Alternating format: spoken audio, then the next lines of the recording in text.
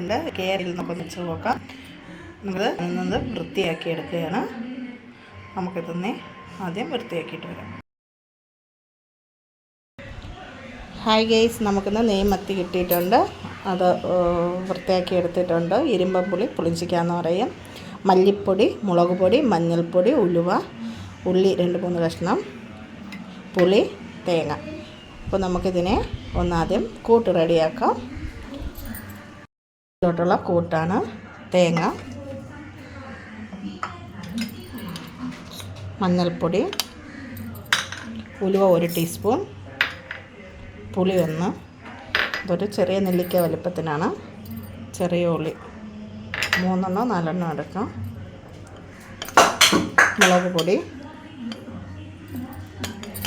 അത് 1 ടീസ്പൂണോളം ഉണ്ട്. മല്ലിപ്പൊടി. ഇനി ഉപ്പ് ചേർത്ത് നമുക്കത് നന്നായിട്ട് അരച്ചിട്ട് വരാം. നമ്മൾ ചട്ടി ചൂടായിട്ടുണ്ട്. ഇനി കുറച്ച് എണ്ണ,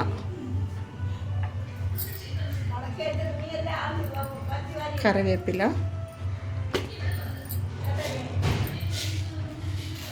ഉണ്ട്. ഇതിലോട്ട് നമുക്കിനി ഇരുമ്പം പുളി,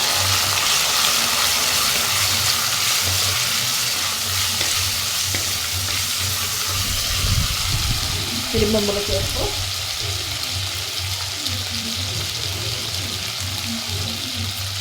ഇതിലോട്ട് നമ്മുടെ മീൻ വൃത്തിയാക്കി വെച്ചിരിക്കുന്നത് ചേർത്തിട്ടുണ്ട്.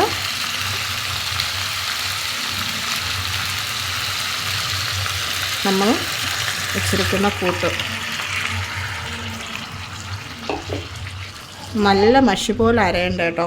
കുറച്ച് വ്യത്യാസത്തിൽ കുറച്ച് അരവും മതി. ഇതിന് നല്ലതുപോലെ അരഞ്ഞു വരണ്ട.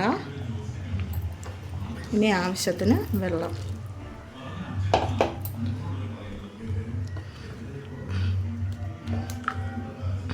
ആവശ്യത്തിന് വെള്ളം ചേർത്തു.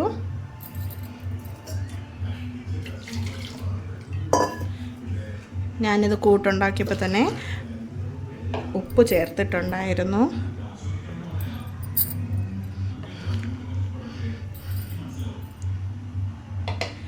ഇതിനെ നമുക്കൊന്ന് അടച്ചു വെച്ച് വേവിച്ചെടുക്കാം.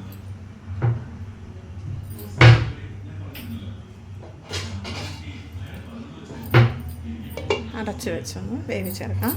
ഒരു 10 മിനിറ്റോളം ഇതൊന്ന് തിളപ്പിക്കണം. മീൻ നന്നായിട്ട് തിളച്ചിട്ടുണ്ട്. ഇനി കുറച്ചുകൂടെ വറ്റണം. കുറച്ചുകൂടെ വറ്റിച്ചെടുക്കണം. കുറച്ച് ഉപ്പ് കുറവുണ്ട്. കുറച്ച് ഉപ്പ് ഇട്ട് കൊടുത്തു. കുറച്ച് കറി കൂടെ വറ്റിയെടുക്കണം.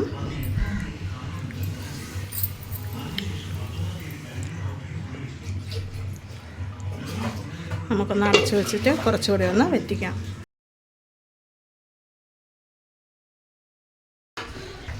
പുളിഞ്ചി കേൾക്കുന്നത് പോലെ വെന്തിട്ടുണ്ട്.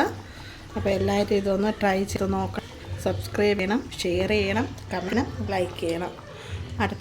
നമുക്ക് അടുത്തൊരു വീഡിയോ നാളെ കാണാം.